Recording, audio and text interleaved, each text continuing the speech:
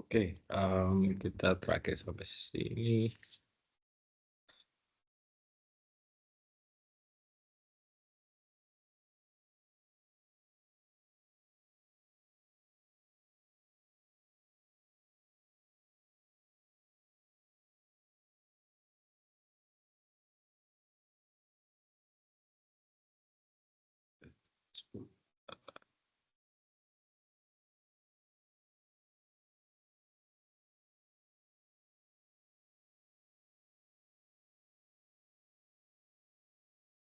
Ya, oke.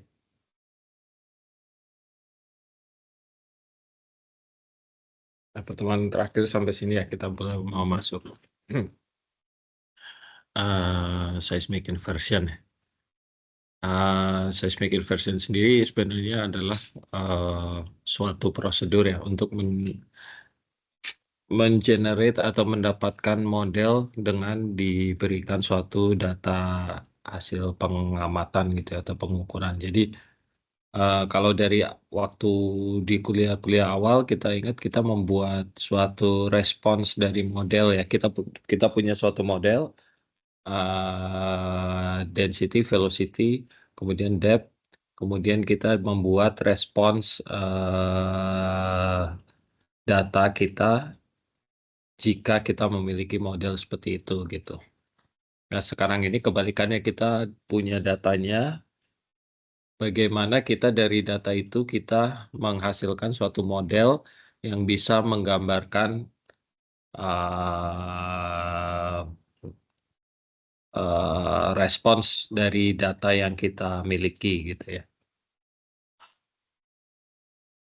Nah, jadi, dengan demikian kita mendapatkan model subsurface gitu ya, berarti kita mendapatkan estimate dari, physical properties dari subsurface. Jadi ini adalah kebalikan dari forward modeling yang kita lakukan di awal-awal kuliah ya. Jadi kita punya dataset, kita tentukan atau kita estimate model yang akan mereproduce, dataset yang kita miliki gitu.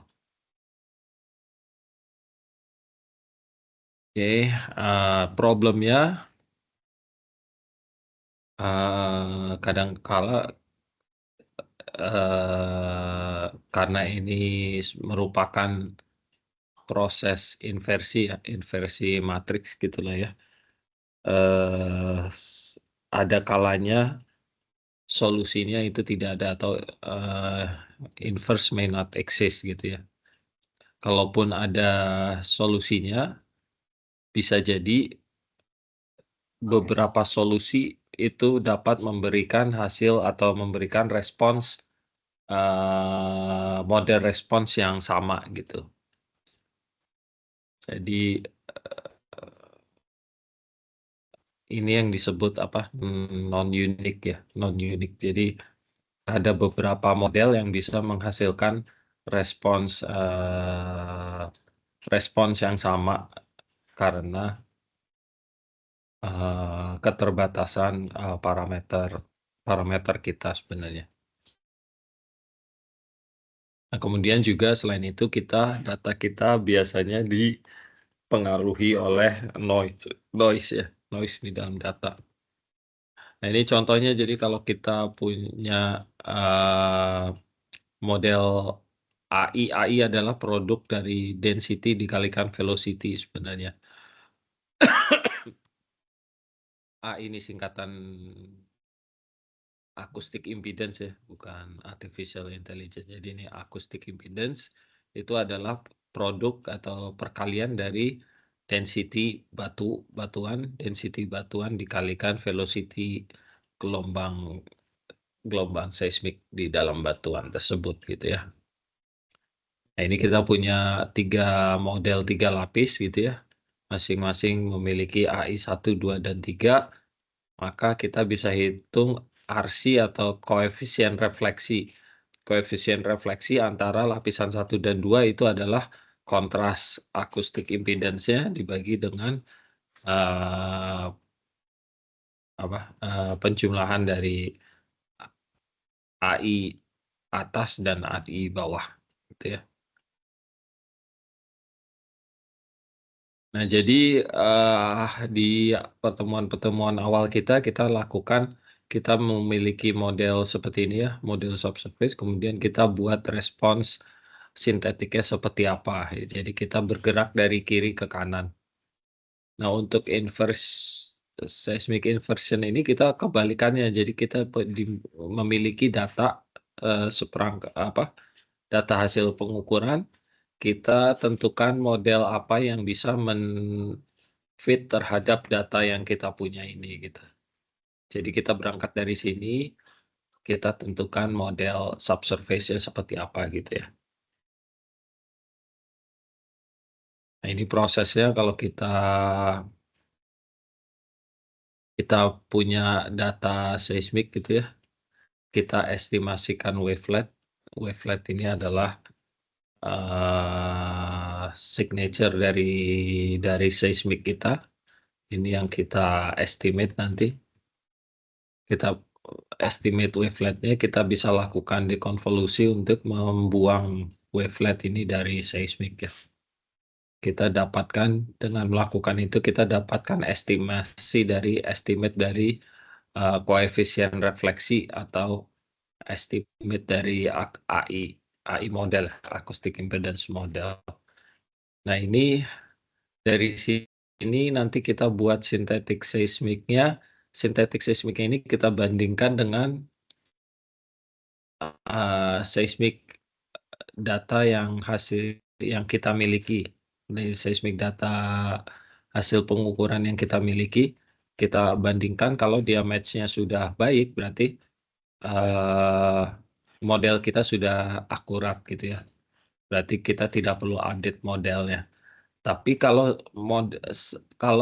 match antara sintetik dengan seismik yang kita miliki itu, berbeda jauh, maka model kita harus kita update. Kita update, model kita baik sonic maupun density-nya, kita update, kita estimate lagi wavelet-nya, kita lakukan hal yang sama lagi, kita bandingkan lagi, dan seterusnya sampai nanti, match-nya cukup baik antara sintetik dari estimate model kita dengan, seismik yang sebenarnya. Begitu ya. Dan along the way ini kita selalu lakukan validasi dengan data sonic dan data density gitu ya. Nah, kelebihan dari seismik, itu dia memberikan informasi boundary ya, tidak hanya cuma layer information. Jadi, boundary information ini dia, lebih kelihatan seperti geologi gitu ya, dibandingkan interface yang biasa kita lihat kalau di seismik gitu ya. Kemudian lebih mudah untuk melakukan interpretasi horizon, fault maupun, stratigraphic interpretation. Kemudian bisa kita bandingkan langsung dengan informasi data sumur ya. Kemudian kita juga remove efek dari wavelet-nya. Kemudian, cukup efektif untuk menentukan, thickness, yang berada di atas tuning maupun di tuning. Tuning ini berarti di, di resolusi seismik ataupun yang di atas resolusi seismik gitu ya. Outputnya ini berarti nanti adalah estimate dari acoustic impedance ya, atau elastic impedance kalau kita runnya di angle stack ya. Nah, ini untuk mendapatkan hasil yang reliable, hasil model estimate yang reliable, kita perlu melakukan well tie dan wavelet estimation yang akurat gitu ya. Kemudian kita perlu membuat prepare initial model ya. Initial model ini biasanya di-generate dari interpretation horizon dan juga interpolasi dari data-data sumur yang kita miliki. Nah, biasanya dari data sumur yang kita miliki, biasanya kita gunakan satu atau beberapa sumur itu yang tidak kita include untuk membuat initial model ini, tapi kita gunakan sebagai cross validation atau blind well test ya. Nah, ini untuk membuat initial modelnya yang biasanya dilakukan adalah membuat AI log di sumur, kemudian kita lakukan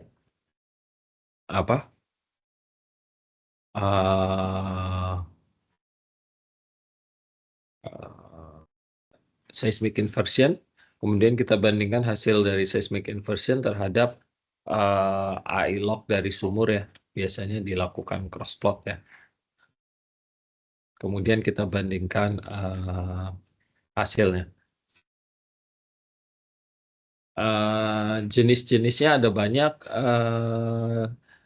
dari yang paling sederhana yaitu acoustic impedance inversion namanya. Jadi di sini kita hanya mendapatkan acoustic impedance.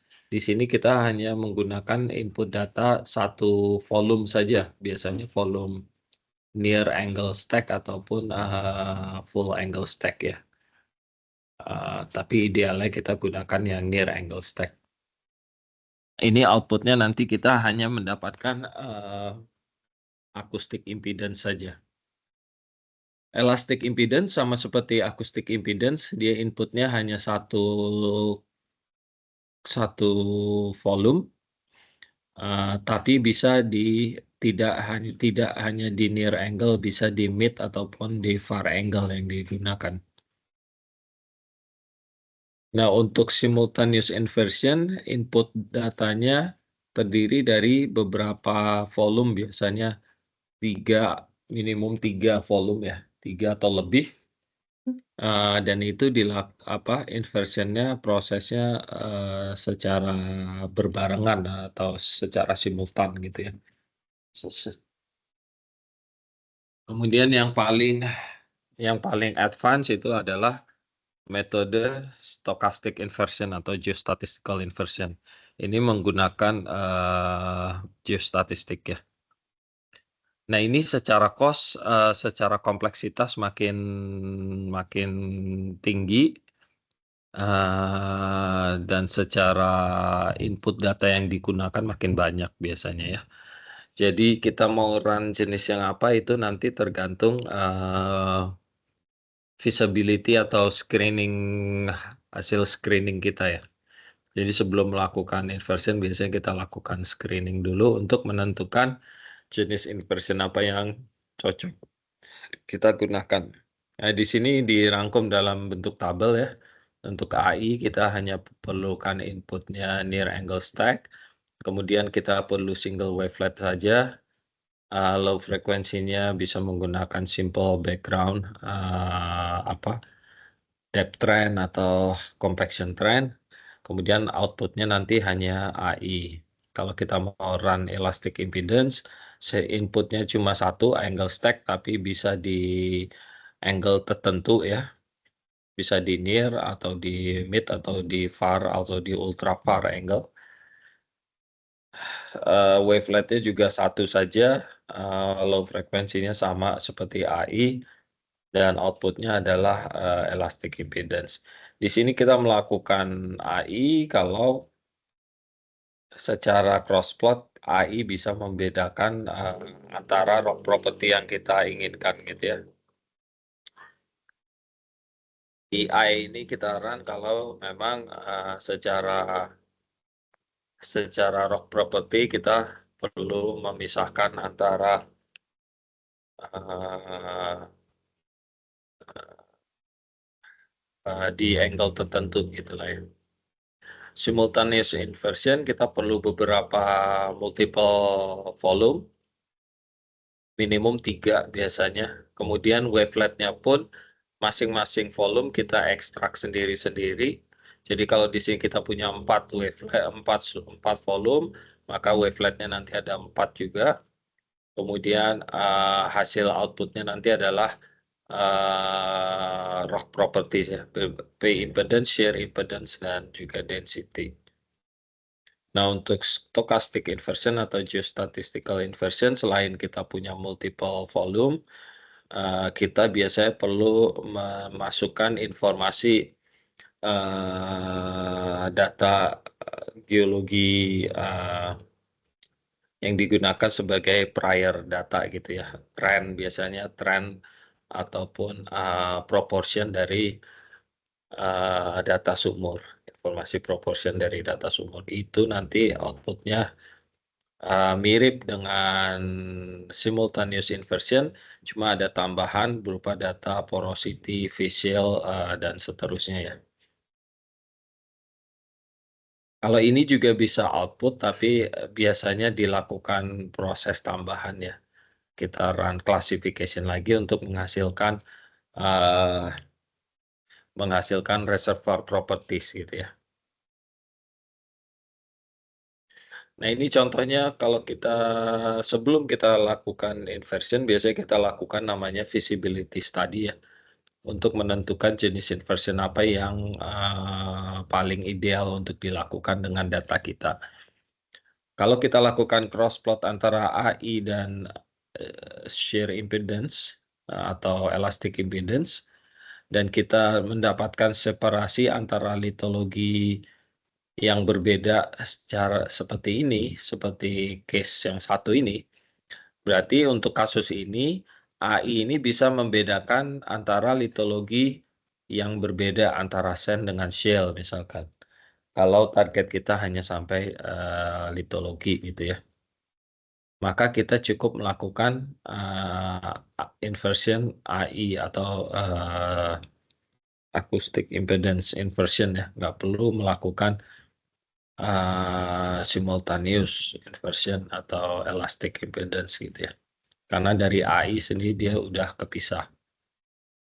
Nah, untuk kasus kedua, kalau kita separation antara litologi kita seperti ini, shale dengan sand, maka acoustic impedance tidak bisa memisahkan karena ini overlap gitu ya.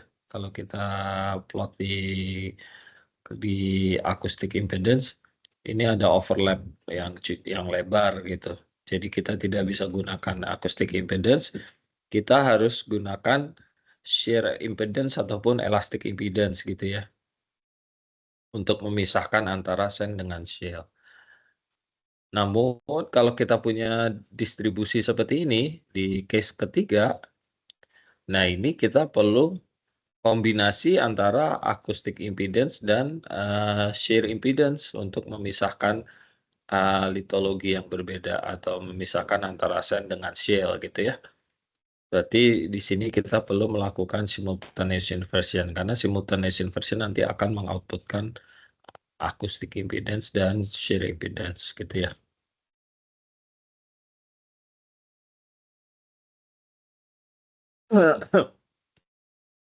Nah, selain data seismik, untuk inversion juga menggunakan data sumur, data log sumur ya, biasanya. Yang digunakan, adalah data sonic dan data density log. Cuma problemnya biasanya data density dan data sonic ini punya apa, memiliki beberapa beberapa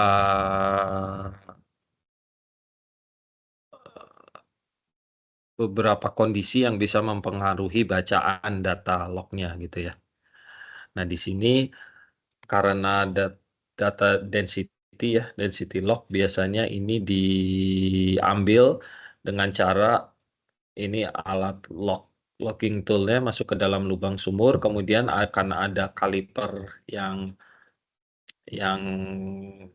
keluar gitu ya, extend untuk menempelkan alat logging tool ini ke dinding formasi gitu ya.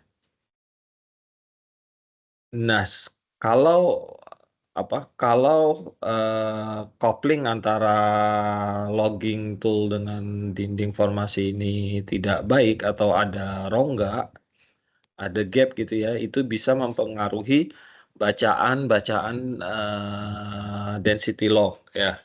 Terutama kalau kondisi lubang bor kita tidak bersih seperti ini ya. Kalau kita ada banyak growong atau eee, growong terutama, maka, eee coupling antara logging tool dengan dinding formasi biasanya tidak bagus gitu ya. Sehingga nantinya si logging density tool ini dia akan membaca bukan density dari, batuan formasi batuan gitu, tapi dia membaca density dari rongganya itu gitu ya. Nah, ini yang harus diperhatikan dan harus dikoreksi sebelum kita menggunakan data density untuk, inversion gitu ya.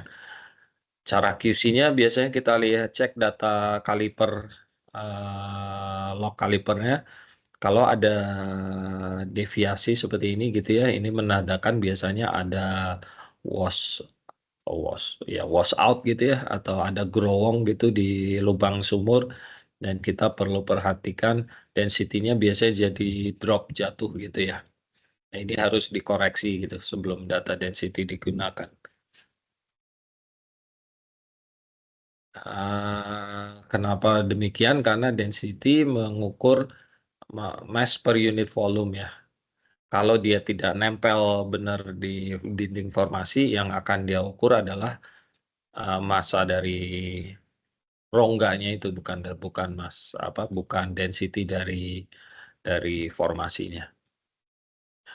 Nah, ini persamaannya density adalah mass dibagi unit volumenya ya. Kemudian yang biasa digunakan itu adalah yang biasa dibaca, bukan digunakan, dibaca itu adalah bulk density ya. Density bulknya itu adalah 1 dikurangi porosity dikalikan matrix density ditambah porosity dikalikan dengan fluid density. Di sini kita bulk density itu adalah kombinasi dari respons dari matrix density dan juga fluid density ya. Jadi kalau kita gambarkan seperti ini batuannya gitu ya, kotak ini, kemudian di dalam batuan itu kan ada pori-porinya ya, pori-pori yang warna kuning sini. Kebetulan diisi oleh mineral quartz gitu ya, mineral kuarsa, di mana quartz ini density-nya adalah 2,65 gram per cc, sedangkan di porinya sendiri diisi oleh gas yang warna merah. Gas sendiri density-nya 0,13 gram per cc. Jadi nanti kalau density yang kita ukur adalah bulk density dari density matrixnya, density quartz-nya jika digabung dengan density dari gas ya. Tergantung porosity-nya.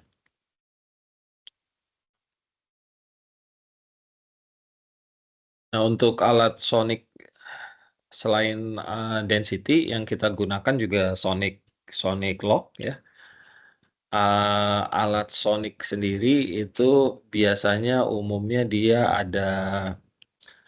ada lebih dari satu receiver gitu ya. Ada beberapa receiver, ada satu transmitter, sumber gelombang, nanti dia ditangkap oleh beberapa receiver ini ya. Kenapa receiver-nya ada banyak, ada lebih dari satu? Karena yang kita ukur adalah slowness-nya ya. Slowness-nya ini menghitung apa? Delta time, transit time sebenarnya. Transit time atau delta T. Tapi kalau kita memiliki di pinggir dinding lubang sumur ini biasanya ada lapisan dari apa, lumpur pemboran ya, ada mud cake gitu di sepanjang dinding sumur. Kalau kita cuma menggunakan satu receiver, transit time kita atau, slowness kita ini nanti dia akan dipengaruhi oleh si lumpur pemboran tadi, oleh mud cake tadi. Nah, dengan melakukan beberapa receiver, itu kita meng-cancel out, efek dari, mud cake ini, mud cake tersebut ya. Ini contoh, data sonic log. Di sini, mulai ditembakkan, sumber gelombangnya dari transmitter. Kemudian defleksi pertama itu biasanya adalah gelombang P ya, gelombang kompresional. Kemudian berikutnya datang gelombang shear-nya ya. Gelombang shear lebih lambat daripada gelombang, compression, makanya dia datangnya, lebih lama. Dan kemudian yang biasanya amplitude-nya paling besar tapi datangnya lebih lama ini adalah tube wave ya. Tube wave ini gelombang yang menjalar di sepanjang dinding, sepanjang dinding sumur.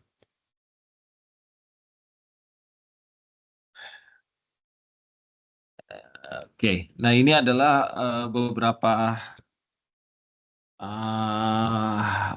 apa, nah, nilai velocity yang umum ya untuk beragam jenis litologi gitu ya. Yang perlu kita perhatikan kalau kita punya kayak apa, velocity 17.000 feet per second ya, dari data sonic bisa dicurigai itu, kita mengukur casing, velocity di casing sebenarnya. Terutama kalau kita run, sonic lock behind casing ya. Kalau untuk apa, di water, sekitar 4.000 hingga 5.000 feet per second ya, velocity-nya.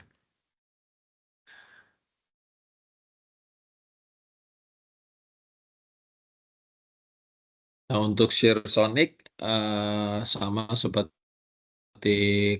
yang ini tadi yang compressional sonic ya. Kalau shear sonic prinsipnya sama seperti yang compressional, cuma dia biasanya problem umum yang dihadapi untuk data shear sonic itu adalah, problem decentralized tool ya. Jadi ini kalau lubang sumur kita lihat dari atas gitu ya, idealnya sonic lock atau logging tool itu dia di tengah-tengah dari lubang sumur gitu ya. Namun, ada saatnya dia nggak persis di tengah tapi agak mepet ke salah satu dinding sumur. Nah, ini yang bisa menyebabkan, eee, perekaman data shear sonic itu, jadi kurang optimal ya, kurang bagus, gitu. Secara prinsip sama, dia ada beberapa receiver yang merekam ya. efeknya untuk menghilangkan efek mud cake tadi. Ini beberapa contoh untuk shear velocity yang umum di berbagai litologi. Nah, karena shear velocity ini mengukur matriks batuan, matriks ya, atau rock frame-nya ya, maka dia tidak dipengaruhi oleh fluid ya.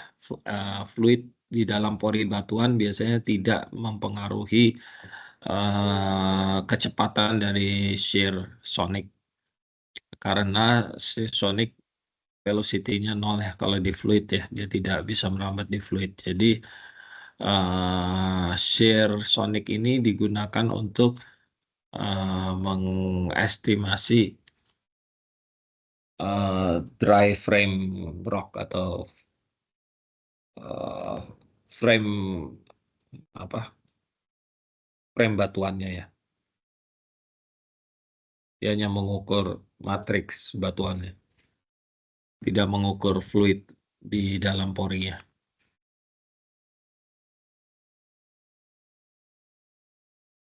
Nah, porosity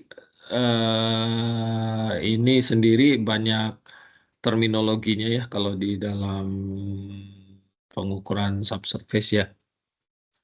Tapi biasanya yang kita ukur itu adalah total porosity ya, porosity total. Jadi kalau ini batuan kita gitu ya, di dalam batuan itu ada matriks-matriks mineralnya, kemudian di antara matriks-matriks tersebut ada sementasi, dan kemudian di dalam matriksnya sendiri bisa jadi ada porosity lagi gitu ya, porosity sendiri. Nah, ini semuanya ini yang diukur dan disebut sebagai total porosity ya. Jadi kalau di sini kita memiliki effective porosity di antara matriks-matriksnya ini, effective porosity 25% gitu ya. Itu adalah yang interconnected ya, karena dia terhubung dari sini ke sini ke kemana-mana. Tapi kita juga bisa jadi kita memiliki porosity di dalam matriksnya itu sendiri ya. Di sini biasanya isolated dia ya, isolated atau tidak terkoneksi. Di sini porosity-nya sendiri ada 5% yang isolated porosity-nya, maka total porosity-nya adalah 30% gitu ya. Jadi biasanya yang diukur adalah total porosity, tapi yang kita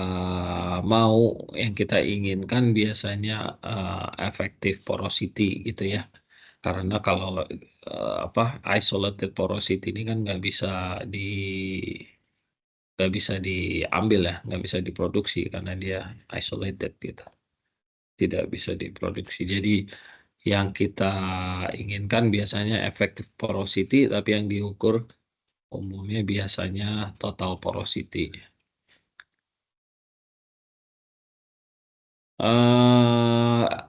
Faktor-faktor yang mempengaruhi porosity biasanya adalah borehole condition ya, seperti biasa. Kemudian formation damage kalau kita punya washout atau punya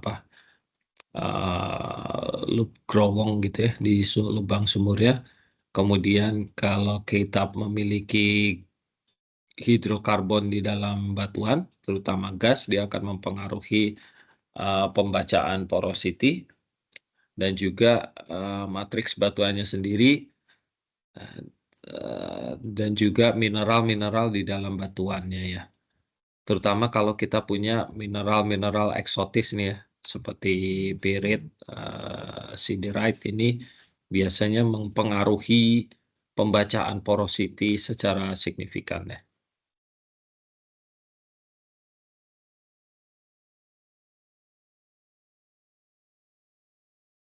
Kalau biasanya kita gunakan kombinasi antara neutron porosity dengan density log, density porosity untuk menentukan apa, gas or hydrocarbon zone gitu ya.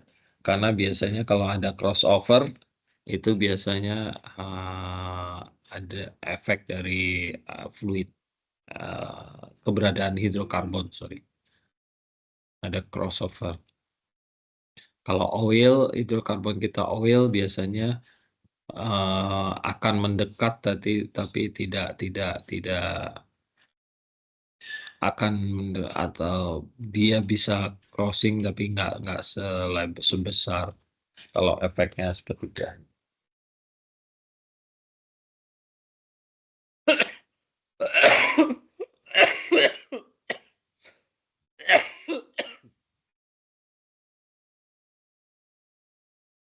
Jadi kalau data log kita sudah kita QC dan kita koreksi, kita bisa lakukan crossplot untuk menentukan metode inversi apa yang akan kita gunakan.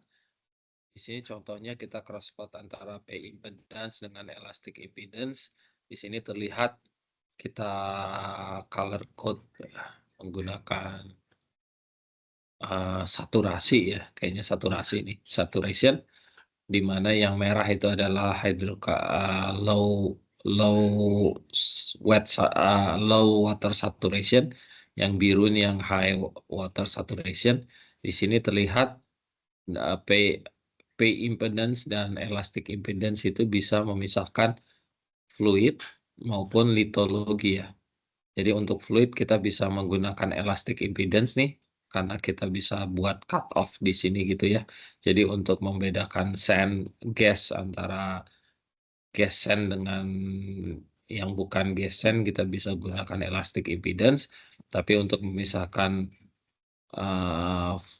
litologi antara shale dengan sand kita perlu melakukan simultaneous inversion gitu ya.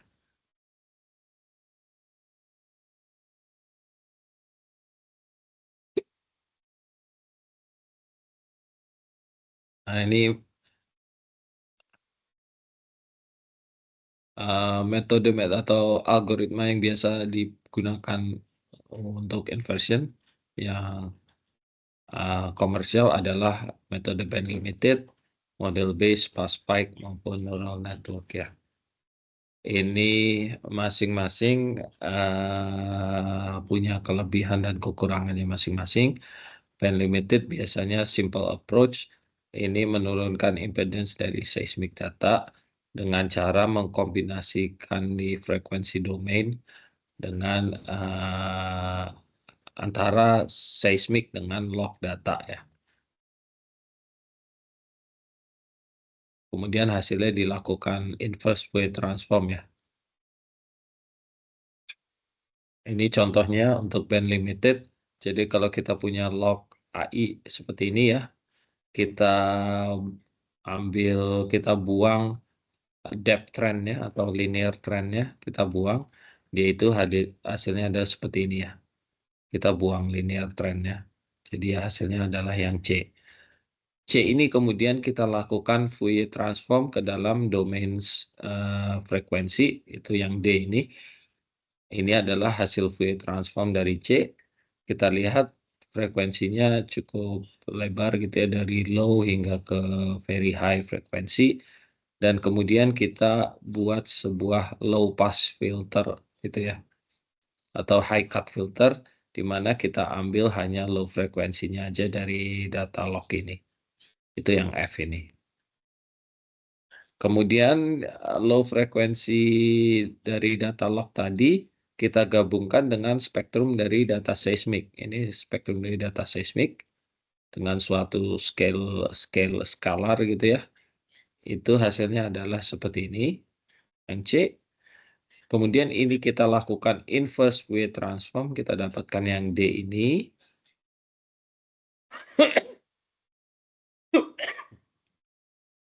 Dan kemudian linear trend atau depth trend yang kita take out di awal tadi, kita kembalikan lagi, kita restore, kita dapatkan hasilnya seperti ini.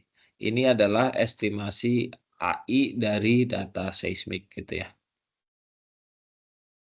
Ini proses apa, konsepnya untuk band limited.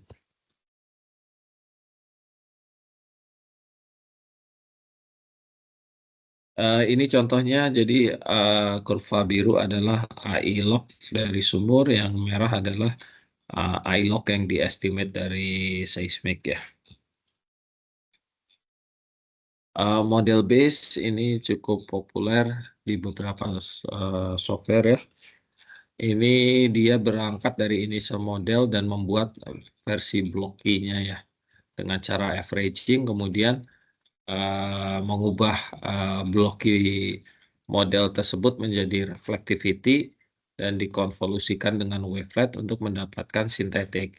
Sintetiknya ini kemudian kita bandingkan dengan real data kita untuk dapatkan errornya ya. Kalau errornya sudah cukup baik, berarti model kita sudah dianggap benar dan langsung selesai gitu ya. Tapi kalau errornya masih tinggi, masih bisa kita update AI model kita secara iteratif ya, hingga nanti dapat solusi yang baik.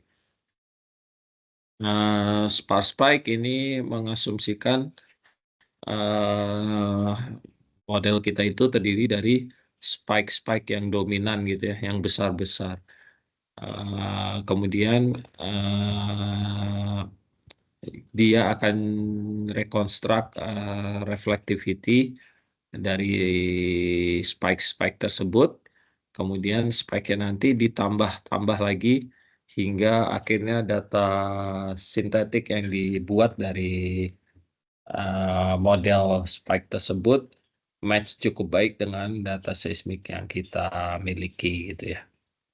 Nah, ini biasanya menggunakan metode linear programming ataupun maximum likelihood ya. Contohnya linear programming di sini seperti di sini. Jadi kita punya synthetic trace yang di warna merah.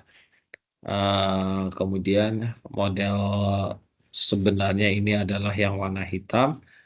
Yang merah ini adalah model yang dihasilkan dari trace yang merah ini, yang warna merah. Biru cyan ini adalah maksimum dan minimum dari mod AI kita, jadi dia biasanya tidak berfluktuasi di lebih besar atau lebih kecil dari window yang biru ini. Dan merah ini sebenarnya overlap, ada warna hitam juga ini di belakangnya. Jadi kalau kita hitung selisihnya itu kita dapatkan trace yang warna biru ini. Karena ini sudah cukup baik, maka match-nya cukup baik antara merah dan hitam. Ini errornya sudah kecil ya.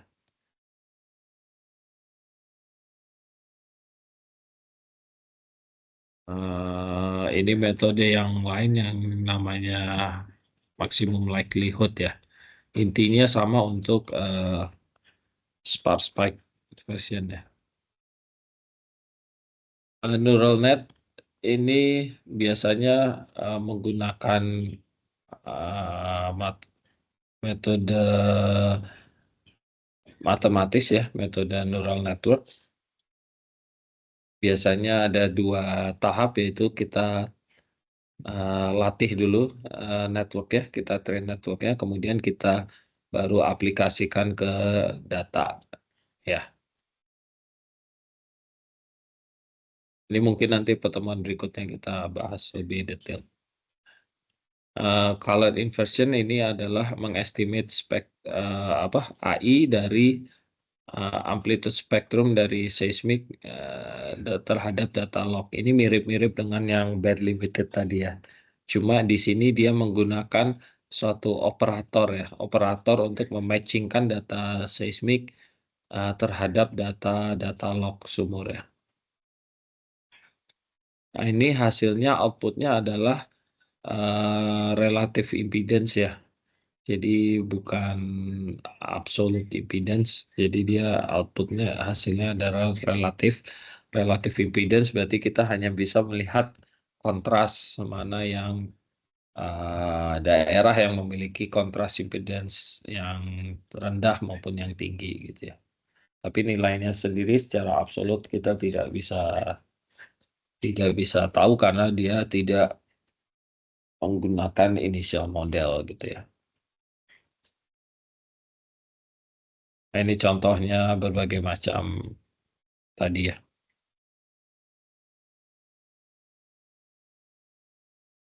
Nah, bedanya antara band limited dengan full bandwidth inversion ya. Itu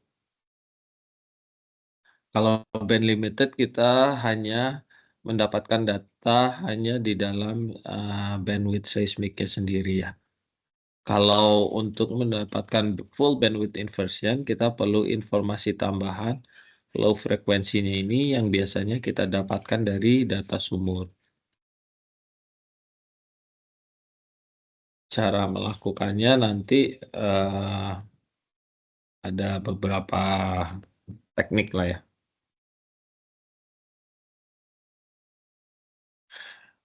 Kelebihan dan kekurangannya band limited data biasanya hanya hanya sama bandwidthnya seperti data seismik. Untuk display dia relatively lebih mudah karena memiliki positif negatif ya, jadi seperti menampilkan data seismik biasa. Kemudian dia kelemahannya masih ada side loop ya. Untuk data full bandwidth,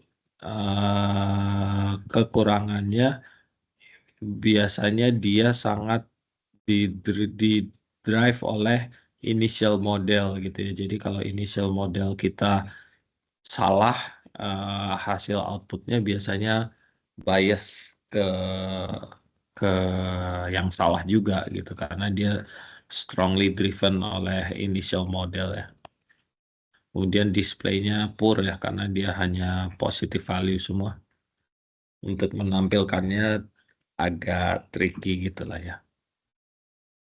Kelebihannya dia karena outputnya full band berarti absolut gitu ya. Bisa dibandingkan langsung dengan data log sumur biasanya. Nah, untuk mendapatkan full bandwidth, kita perlu initial model atau low frequency model ya. Ini ada beberapa cara untuk mendapatkan low frequency model. Umumnya dilakukan dengan cara melakukan ekstrapolasi atau interpolasi log sumur gitu ya. Biasanya kita kontrol oleh interpretasi atau horizon kita kontrol. Kemudian data sumur kita ini kita interpolasi ke se sevolume kita gitu ya. Ini umumnya dipakai cara yang standar ya. Cara lain kita bisa menambahkan informasi dari velocity seismic ya. Kita buat hubungan antara velocity model dengan log density dan sonic. Kemudian kita transform velocity kita menjadi sonic model dan density model gitu ya. Jadi kita tidak simple cuma menggunakan interpolasi, tapi ada kontrol dari velocity gitu ya untuk lateralnya. Cara yang ketiga yang biasanya paling simple adalah dengan menggunakan depth trend atau compaction trend. Jadi kalau data sumur kita cukup banyak, kita cukup bikin linear depth trend aja nih atau compaction trend. Ini biasanya very simple model ya, very low frequency.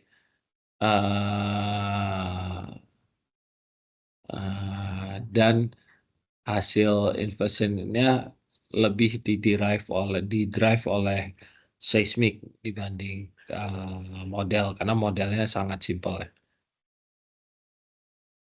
Nah ini kenapa low frequency model harus hati-hati gitu ya. Karena low frequency model yang sangat detail, sangat apa sangat detail biasanya akan mempengaruhi output dari inversionnya ya. Idealnya kita hanya ingin menggunakan low frequency model yang very simple gitu ya. Harapannya output dari inversionnya nanti lebih di-drive oleh seismik bukan oleh model gitu ya. Cara umum yang biasa dipakai kita combine antara interpolation dengan data velocity biasanya ya untuk mengontrol ke arah lateralnya. Oke, kalau ini ada yang mau ditanya, kalau enggak kita coba langsung ke latihannya, latihan 6 ya, exercise 6B ya. Tuh ini ya. Kita di exercise 6B.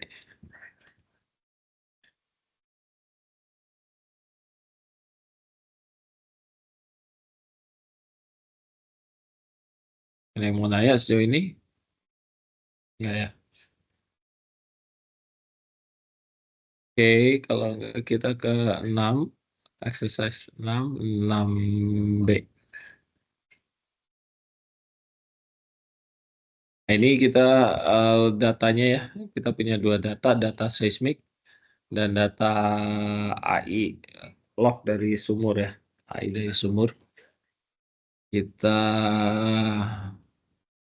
ambil di lokasi sumur, kita ambil trace seismik di lokasi sumur.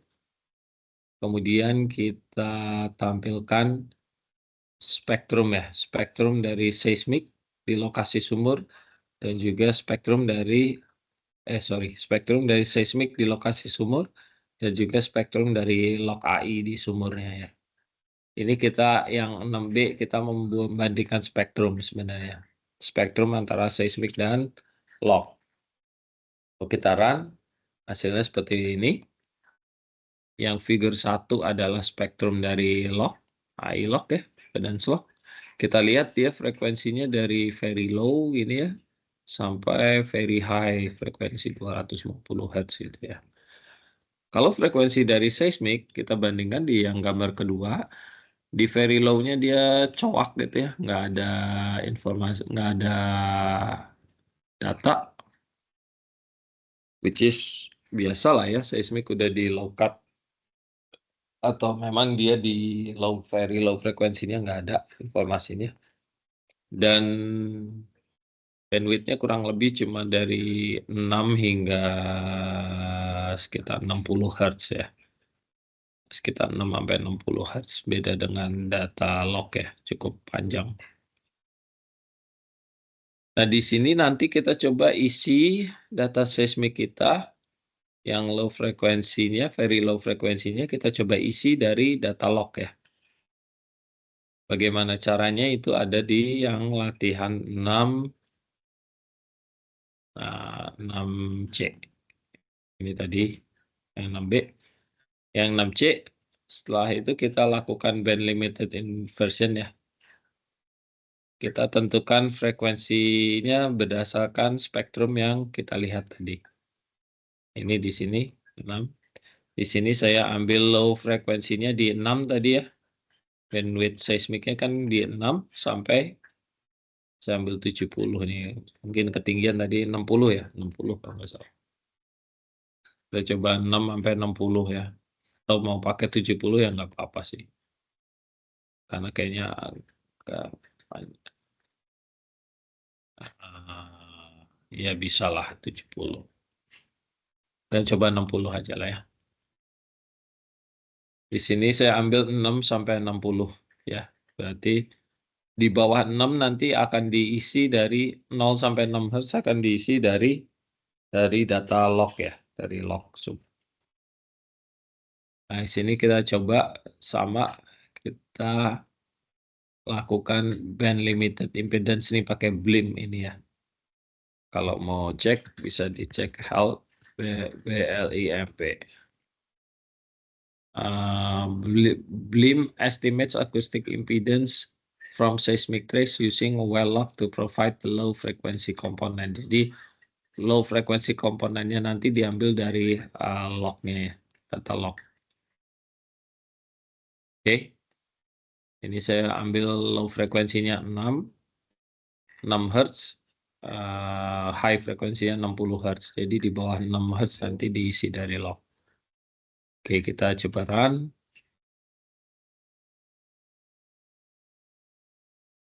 Ini adalah hasilnya.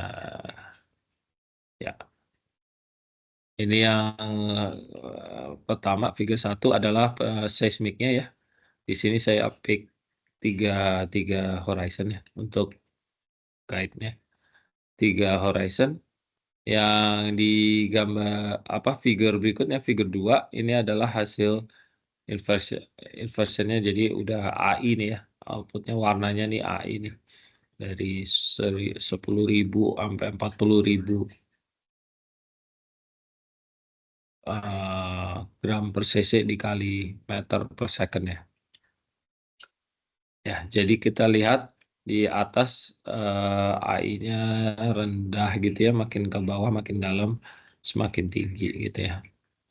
Cuma beberapa kita lihat di sini ada low AI lagi ya di beberapa bagian di bawah sini. Oke, itu bisa jalan semua ininya, exercise-nya? Bisa, Pak. Bisa ya, nggak ada error ya. Bapak, Ya. saya buat yang exercise 6B tadi, dia bisa running tapi figure-nya gitu blank. Figure-nya Nggak blank. ada. Iya. Yang 6B ya? Iya, Pak. Kenapa ya?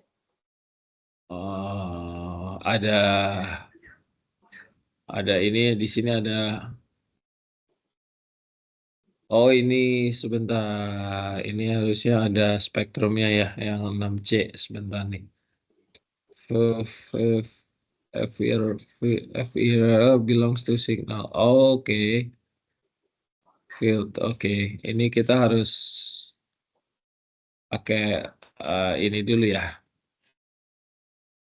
Kita harus load dulu sinyalnya. PKG load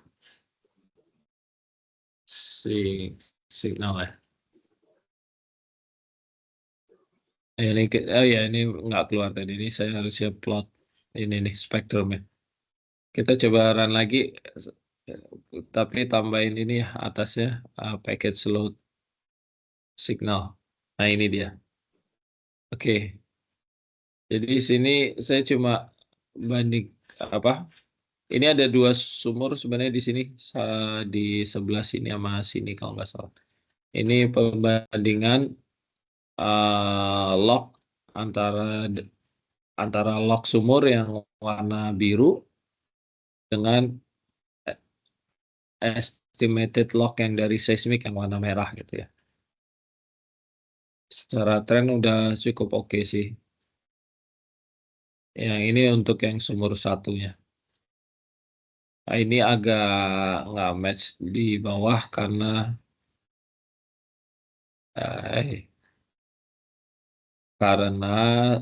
di bawah ini karena ini sumur yang ini kalau nggak salah ini deviated gitu di bagian bawah. Sedangkan seismiknya saya cuma matching berdasarkan surface location. Ya, makanya ini yang ini di bawahnya nggak begitu match karena ini trajektorinya deviated di bawah. Tadi yang 6B nggak keluar. Iya, Pak.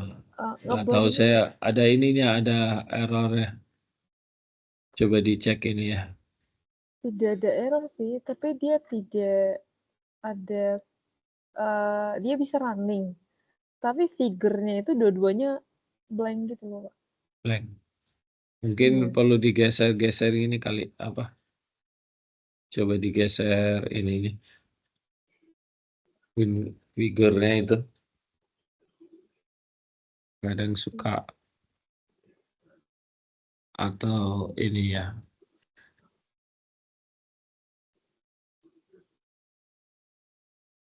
Kalau nggak keluar nggak apa-apa, yang penting yang C-nya bisa keluar ya. Itu untuk menentukan ini aja sih tadi ya. Ini nih frekuensi cut off-nya. Low dan high frekuensi cut off.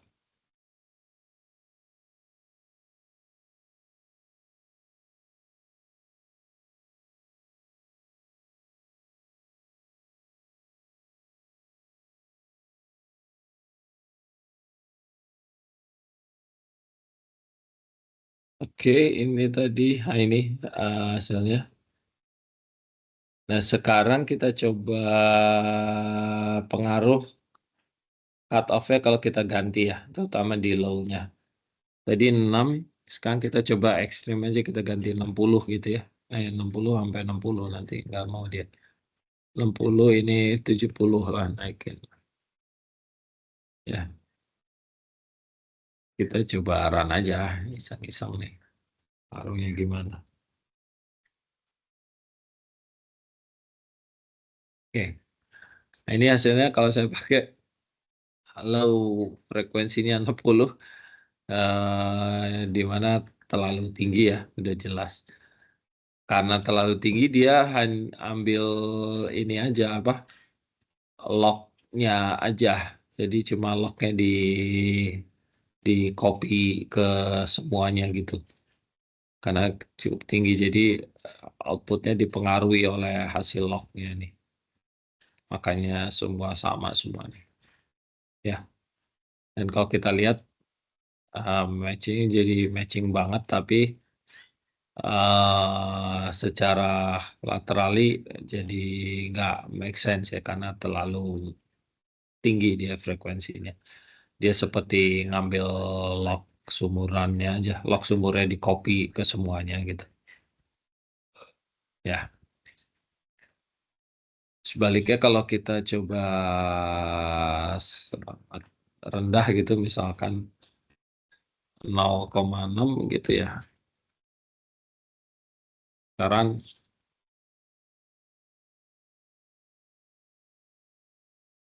kalau kita ambil sangat rendah, outputnya ini lebih didominasi oleh seismiknya. Jadi kelihatan seperti seismik ya ini.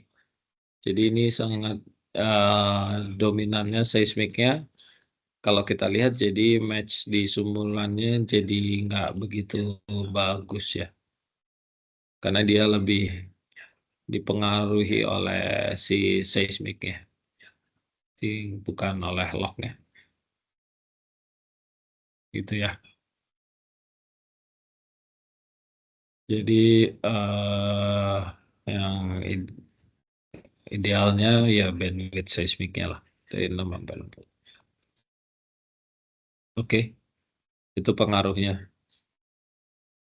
Nah, ini kalau saya bandingkan antara hasil latihan kita dengan salah satu software komersil, hasilnya ya mirip-mirip aja lah ya.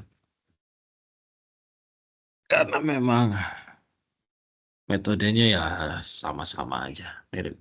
Sama-sama band limited.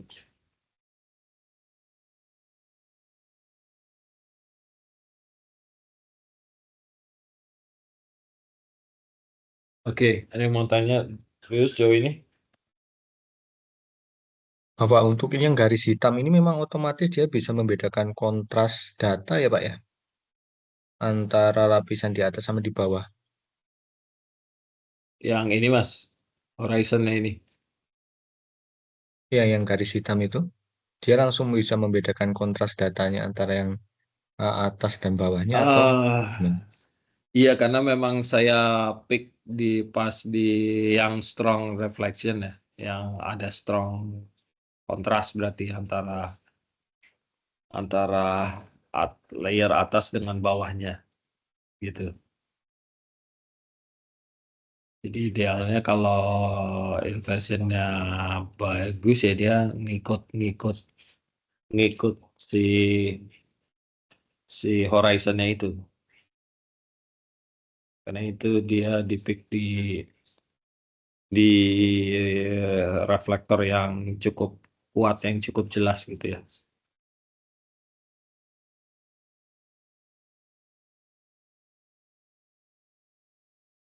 Ya. Umpamanya kalau di geothermal itu bisa untuk menentukan VOC juga ya, Pak ya.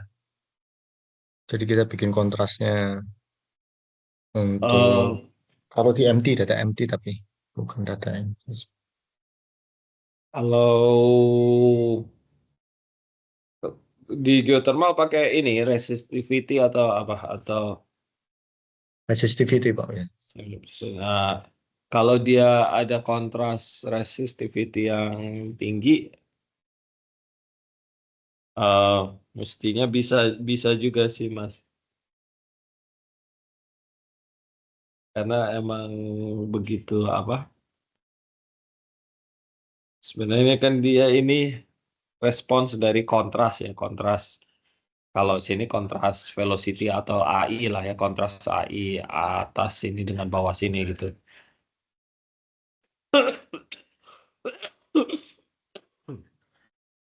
Sorry, kalau ini resistivity gitu ya, bukan seismik. Jadi warnanya warna resistivity. Kalau kita punya kontras resistivity yang cukup tinggi, biasanya dia bisa ter terlihat juga sih, karena sejauh apa resolusi tool kita atau resolusi data kita masih bisa membedakan gitu.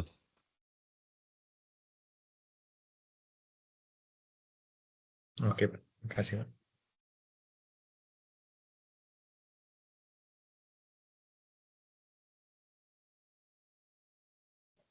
Oke, Bapak, ya. boleh lihat skrip yang 8B tadi nggak? 6B tadi nggak, Pak? Yang line ke 20. Oh, sebentar ya. 6B 6B. ini, Iya. yang ini. Oh, iya, line 20. Kayaknya saya ada error di line 20-nya. 20. Ini display ini. Tapi sama ya, nggak bisa ini juga, Pak. Ada error Iya.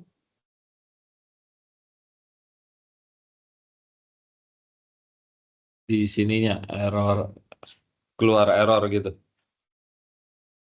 Iya, Pak. Di command window-nya dia dibilang undefined near line 20 column 60. Undefined. Iya. Ini ya, DB spec-nya yang undefined. Kalau diketik ini ada nggak help DB spec? Ini dia keluar nggak nih? Sebentar ya, Pak.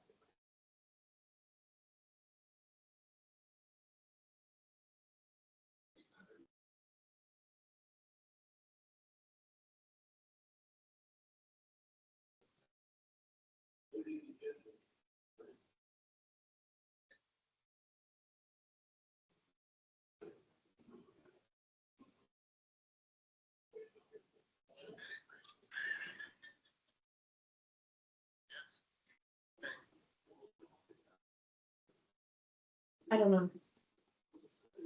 I don't know. I don't know. I don't know.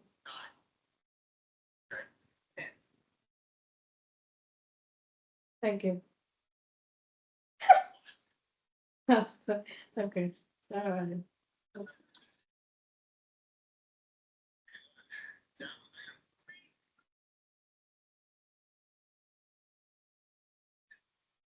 Good.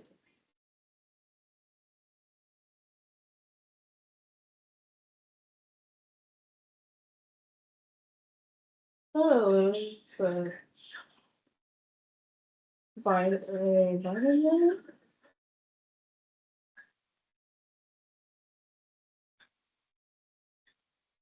Oh, sorry, human. Yeah.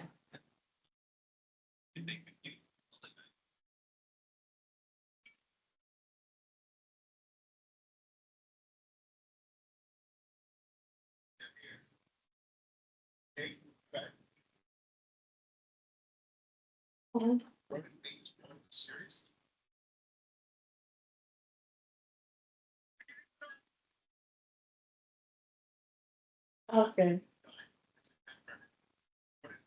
400% nitrous.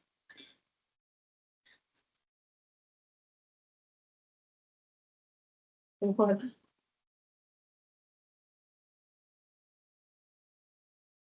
Enggak keluar ininya. Yeah. Outnya ini keluar enggak?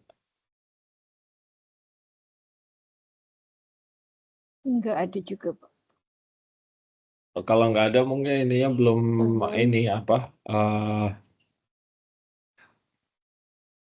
toolbox cruise itu belum ke masuk ke partnya, jadi di cek di sini set part ini itu ada ini nggak nih, ini yang cruise ini. Kalau belum ada di add ini add directory with subdirectory, terus dipilih apa yang cruise-nya ini, terus kemudian select folder gitu.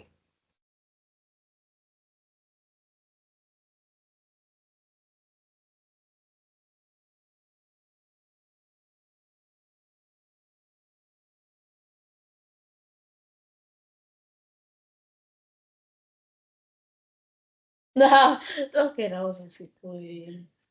That was clean one. Iya, bisa Mbak. Iya, saya coba, Pak. Nanti saya info lagi. Makasih, Pak. Oke. Oke.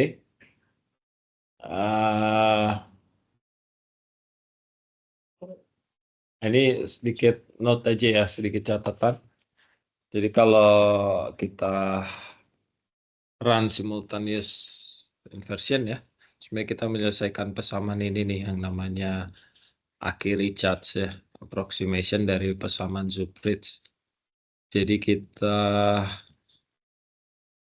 menyelesaikan pesaman ini adalah yang suku pertama, ini adalah suku VP ya, alpha ini velocity compression no velocity, P wave velocity.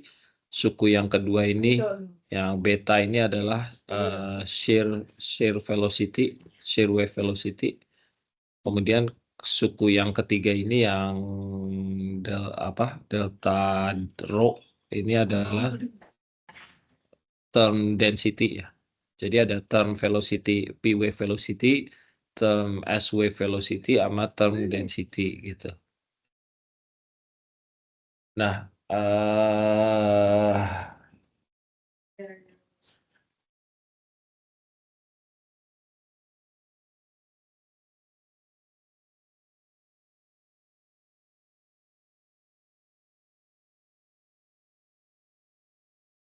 problemnya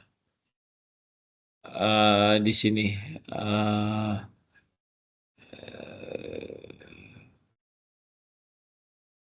Karena kita mencoba menyelesaikan pesaman dengan 3 unknown ya, 3 term, P impedance atau P velocity, S velocity atau S impedance dan density, maka kita memerlukan paling enggak 3 input data gitu. Jadi makanya kenapa simultaneous inversion ini perlu input angle stack paling enggak 3 angle ya, angle near, mid, dan far gitu ya. Lebih dari 3 lebih bagus, tapi minimum itu 3 angle stack atau angle stack volume. Nah, ini contohnya di sini kita punya 5 angle stack ya. Ini near 3 sampai 17. Ini mid angle 12 sampai 28, jadi ada overlapnya. Kemudian yang far angle-nya 23 sampai 37. Ini biasanya sebutnya juga near, ini near mid, ini mid angle-nya 2337, ini mid far angle 3248, ini far angle 43 sampai 57. Di sini kita punya extraction 5 wavelet, kemudian kita run simultaneous inversion pakai persamaan tadi, kan karena kita punya 5 ya, lebih dari 3. Sudah. Dia dapatkan estimate dari P impedance, shear impedance, dan estimate dari density gitu dari simultaneous inversion. Dan di sini dari ketiga rock property ini, dari ketiga elastic property ini kita bisa estimate reservoir property ya di sini, dalam hal ini V untuk prediksi volume of sand gitu ya. Nah, cuma problemnya di density term ini biasanya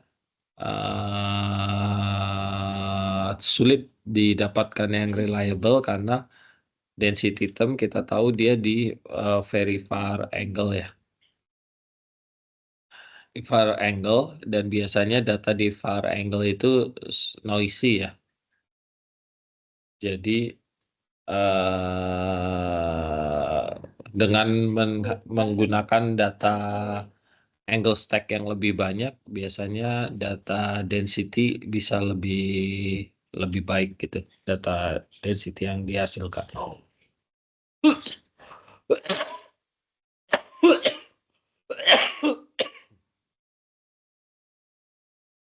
Nah, ini contohnya tadi dari simultaneous inversion, kita bisa estimate untuk V-shell atau V-kaolinite ya di sini. V-shell kita estimate terlihat channel sistemnya ya, yang warna kuning ini ya, warna emas, karena ini adalah yang sand ya, karena V-shellnya rendah. Jadi ini channel sistemnya terlihat gitu ya dari hasil seismic inversion. Yang mana mungkin di seismik kelihatan juga mungkin nggak sejelas ini gitu lah. Dari sini kita bisa model extract geobody gitu ya. Kalau kita pakai seed detection, kita extract geobody channelnya seperti ini. Oke, ya, itu aja materinya dari saya. Untuk jadwal final UAS udah ada belum ya dari jurusan? Pertengahan ini kalau lihat di Siak pertengahan Desember Pertengahan sampai akhir Desember ya. Desember. Oke, berarti kita kira-kira masih ada 2 kali pertemuan lagi ya. Kira-kira saya rasa cukup lah ya. Berarti minggu depan ini rencana yang ini neural net, machine learning tipis-tipis gitulah ya. Habis itu mungkin yang ini.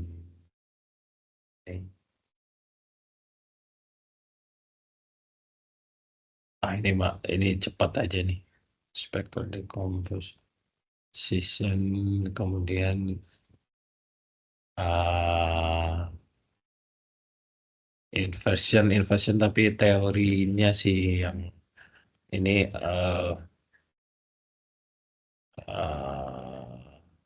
inverse problem ini lebih ke matematisnya sih, ke teorinya. Oke, jadi saya rasa cukup sih. Berarti kita kurang lebih 2 kali pertemuan lagi ya.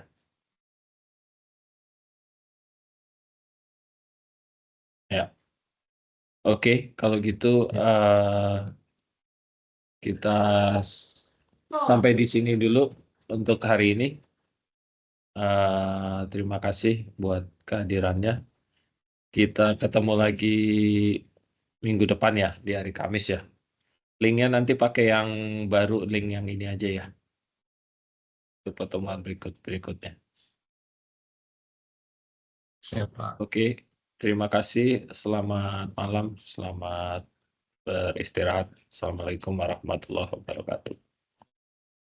Waalaikumsalam. Terima kasih, Pak. Terima Terima kasih, kasih, Pak. Pak. Ya, izin live ya. Terima kasih.